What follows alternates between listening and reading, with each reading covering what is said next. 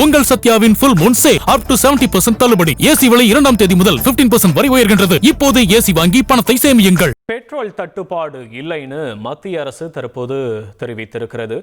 விற்பனை நிலையங்கள்ல இதுவரைக்கும் petrol diesel தட்டுப்பாடு ஏற்படலன்னு மத்திய பெட்ரோலியத்துறை அமைச்சகம் தெரிவித்திருக்கிறது. கச்சா எண்ணெயினுடைய விலை $100 உயர்ந்தாலும் இந்தியாவில் பெட்ரோல் டீசல் விலை உயரலன்னும் தெரிவித்திருக்கிறது. பெட்ரோல் டீசல் போதுமான அளவு கையிருப்பு உள்ளதால மக்கள் அச்சப்பட தேவை இல்லைன்னும் தற்போது மத்திய அரசு தெரிவித்திருக்கிறது. பெட்ரோலில் எந்த தட்டுப்பாடும் இல்லைன்னும் விற்பனை நிலையங்களில் இதுவரைக்கும் பெட்ரோல் டீசல் தட்டுப்பாடு ஏற்படலன்னும் மத்திய பெட்ரோலியத்துறை அமைச்சகம் தெரிவித்திருக்கிறது. முக்கிய செய்தி: பெட்ரோல் தட்டுப்பாடு இல்லைன்னும் விற்பனை நிலையங்களில் இதுவரைக்கும் பெட்ரோல் டீசல் தட்டுப்பாடு ஏற்படலன்னும் மத்திய பெட்ரோலியத்துறை அமைச்சகம் தெரிவித்திருக்கிறது. அது தொடர்பான முக்கிய செய்தி தான் பார்த்து கொண்டு இருக்கிறோம்.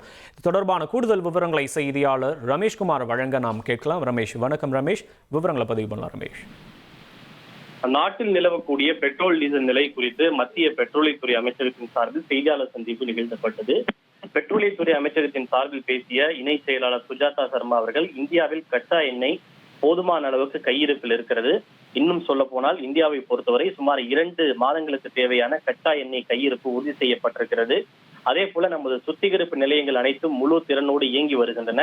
எந்த ஒரு பெட்ரோல் நிலையங்களிலும், குறிப்பாக சில்லறை விற்பனை நிலையங்களிலும் பெட்ரோல் டீசல் தட்டுப்பாடு குறித்த எந்த செய்தியும் வரவில்லை. எனவே பொதுமக்கள் பேனிக் பையிங், அதாவது முன்கூட்டியே பெட்ரோல் நிலையங்களில் நீண்ட வரிசையில் காத்திருந்து கூட்டம் அலைமோதி பேனிக் பையிங் வாங்குவதை பொதுமக்கள் தவிர்க்குமாறு அறிவுறுத்தப்பட்டிருக்கிறது.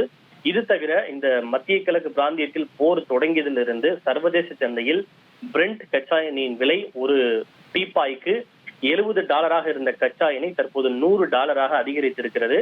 ஆனால் இந்தியாவை பொறுத்தவரை பெட்ரோல் டீசல் விலை பொதுமக்களுக்கு பொறுத்தவரை அவர்களுக்கு உயர்த்தப்படவில்லை என்று அவர் தெரிவித்திருக்கிறார். இந்தியாவை பொறுத்தவரை கடந்த 2023ஆம் ஆண்டிலிருந்தே பெட்ரோல் டீசல் விலை உயர்த்தப்படவில்லை என்பதையும் அவர் குறிப்பிட்டிருக்கிறார். அதே போல சமையல் எரிவாயு சிலிண்டரை பொறுத்தவரை எந்த ஒரு கேஸ் டிஸ்ட்ரிபியூட்டர்களிலும் தட்டுப்பாடு என்பது பதிவாகவில்லை. எனவே பொதுமக்கள் தேவையற்ற வதந்திகளை நம்ப வேண்டாம். இந்த தேவையற்ற வதந்திகள் பரவுவது தொடர்பாக மாநில அரசுகள் நடவடிக்கை எடுக்கும்படி நாங்கள் அவர்களை கேட்டுக் கொண்டிருக்கிறோம்.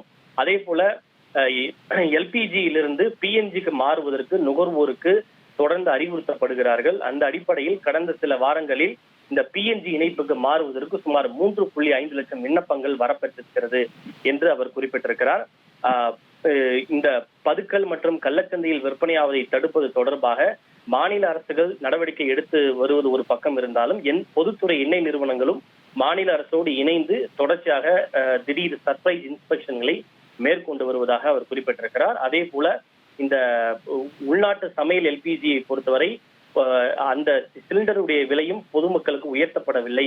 வணிக ரீதியிலான எல்பிஜி உயர்த்தப்பட்டிருந்தாலும் சமையல் வீட்டு உபயோகத்திற்கான சமையல் சிலிண்டரின் விலை உயர்த்தப்படவில்லை என்பதையும் பொதுமக்கள் எந்த விதமான வதந்திகளையும் நம்ப வேண்டாம் என்றும் தற்போது கேட்டுக் கொள்ளப்பட்டிருக்கிறது.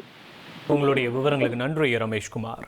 உங்கள் சத்யாவின் full moon sale up to 70% தள்ளுபடி. ஏசி விலை 2ஆம் தேதி முதல் 15% வரை உயர்கின்றது. இப்போது ஏசி வாங்கி பணத்தை சேமியுங்கள்.